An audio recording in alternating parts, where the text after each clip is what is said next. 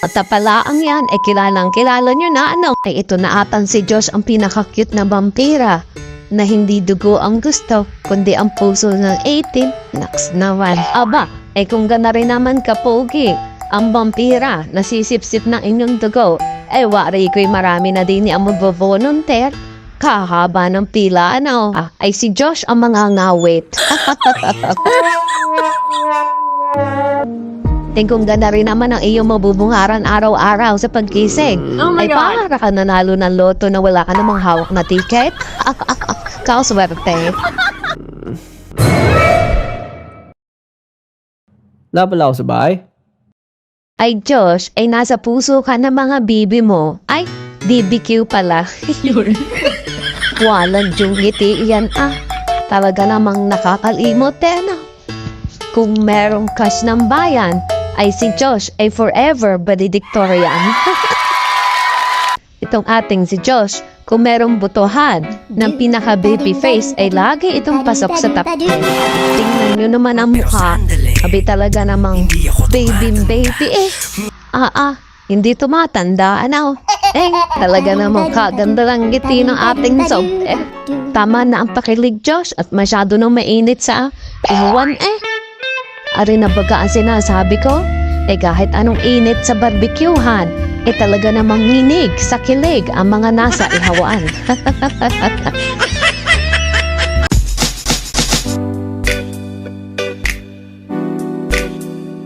Hello, Josh. Uy, Josh, pansinin mo naman ako at ako'y may itatanong. Naman, kindat pa kinaman talaga itong batang ito. Ayan, makalimutan ko tuloy ang aking itatanong. Hindi ka baga ay nakabadan? Lagi na nakalabas ang iyong mga pandesal ikaw ay magpapahid ng bakes at naman ikisik mura sayang na ba ng iyong mga sinisirang damit talaga namang wak-wak pero sa tuwing ginagawa mo yan talaga namang hindi magkamayaw kami sa sigawan sa mga taga-ihawan dyan ano ga masasabi nyo din di kasi Diyos ay parang vitamins na everyday healthy and happy ang puso nyo. Aba, pagkaya ang dalagi ang inyong makikitang pandesal, talaga namang maghahanap kayo ng kape kahit sa tanghalian, tapat. My bad. Tanari pa lang bumahay ng isang Josh Conan, abay kapogi pa din no? Iba talaga ang cuteness na nag-iisang Josh Conan and napaka-refreshing. Parang fresh buko lang Itong si Josh, ang charismatic heartthrob ng grupo. Aba, kilala yan, hindi lang sa galing mag-rap. Powerful din ang vocals niyan. Pati na rin sa kanya unique fashion sense. Ano pa ang hahanapin mo? Sample naman na isang rap dyan. Higit sa lahat, si Josh ay may pusong marunong magmahal sa kanyang fans. Teka lang, lahat sila Hindi lang si Josh, silang 5. Magkaliwanagan tayo silang 5. Abay maigi na ang maliwanag, ano? Ito talagang si Josh ay lagi nang nabibigani ang 18. Lalo na sa mga malilakit na tingin tulad niyan. Kaamo ng mukha akala mo may nagawang kasalanan Mapapad-Diyos ko po ka talaga. Si Josh talaga namang nakakilig ang kagwapuhan ano? Mapang-akit ang mga mata.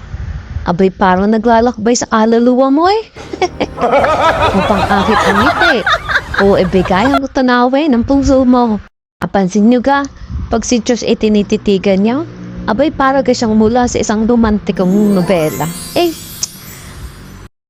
Para bagang Prince Charming na nagmula sa pangarap mo, ano? Ay, ang masasabi ko lang sa inyo ay kayo gumising na. At tayo hanggang pangarap na laang.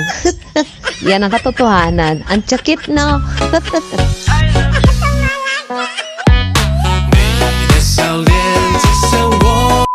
Ay, dito naman tayo sa bagong kanta ni Josh. Abay, napansin nyo ga? Pasakit ng pasakit. Ay, pakinggan nyo maigi ang kanyang advice Aba, karing advice niyang aray ay mas malalim pa sa swimming pool. Pinandaan ko yung mga, yung mga times na syempre, nasaktan ka, naiwanan ka, or yung tunay mong makiusap pero wala pa rin eh. Hanggang doon talaga eh. Kung hindi talaga mag-work, you have to let go and you have to finally set your heart free din. Siguro yung mga inlababo dyan talaga namang matutok sa mga sinasabi ni Josh. Aba, let go din ha pag may time. Huwag yung gawing habit ang pagiging martir. Pag naihatid kita, di na kita susunduin. Ay, Josh, paano naman kung first date laang? O, di dapat ihahatid mo. Di wala na palang kasunod. Ang awa ko, Ay, charot laang, ha? Tama ka, Josh. Sa mahal ka naman ng gasolina ngayon. At pagkahatid may isusunduin mo pa, abay, abusado na, wag kayo. Yain na. Si Josh magaling kumanta. O magaling na composer, rapper, dancer. At higit sa lahat, magaling siyang umarte. Ay, tingnan nyo naman din At talaga namang nakakadala ang kanyang pag-iyak. Sino ka sa inyo napaluha din Siguro hindi laang luha niyo lumaglag din pati ang sipon, tingnan naman yan si Josh.